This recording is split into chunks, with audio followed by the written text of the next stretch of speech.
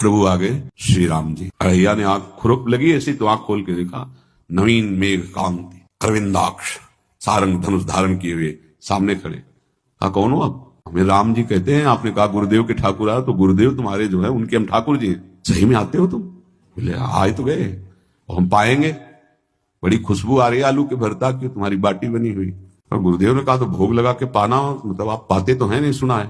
बोले नहीं नहीं पाते हैं, पर सबका नहीं पाते हैं।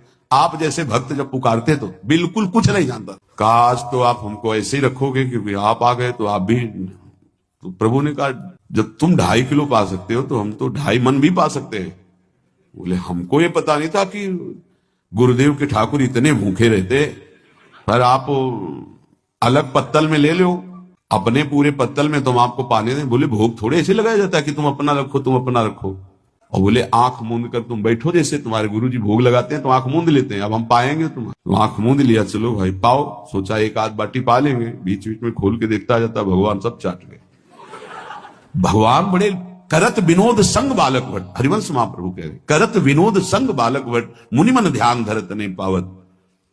आंख खोला, बोला आज हमको भूखे रखोगे? बोले जानते हो तुम्हारे गुरुजी ने क्यों भोग लगाने के लिए कहा है?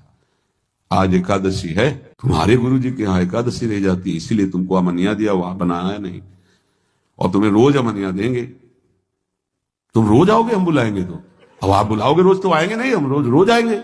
बोले तो ठीक है अगली बार से। बोले गुरुजी आपके ठाकुर जी आए थे, हमारी सारी बाटी खा गए हैं, 5 किलो आज से हम ले जाएंगे, 2.5 किलो आपके ठाकुर जी के लिए, 2.5 किलो अपने लिए। बहुत हंसी आएगी। वहां कुंतलों का सब भंडारी का देखो, पूछने की जरूरत नहीं, जितना कह दे दो। 5 किलो के हिसाब से आटा के अनुसार भरता बनाने के लिए आलू वगैरह से सुबह से गाय लेके निकल जाता, जंगल में छोड़ दी, उपला में ने आग लगाई, बनाया, वो गोले गोले रख करके, उसमें कोई समय तो लगता नहीं। आग पकी हो तो बहुत सुंदर बाटी बनती। बाटी बनाया, भुरता बना के, पत्तल बड़े बड़े जंगल के से। कहा गुरुदेव के ठाकुर पधारो। वहां खोल के देखा साथ में सिया जी।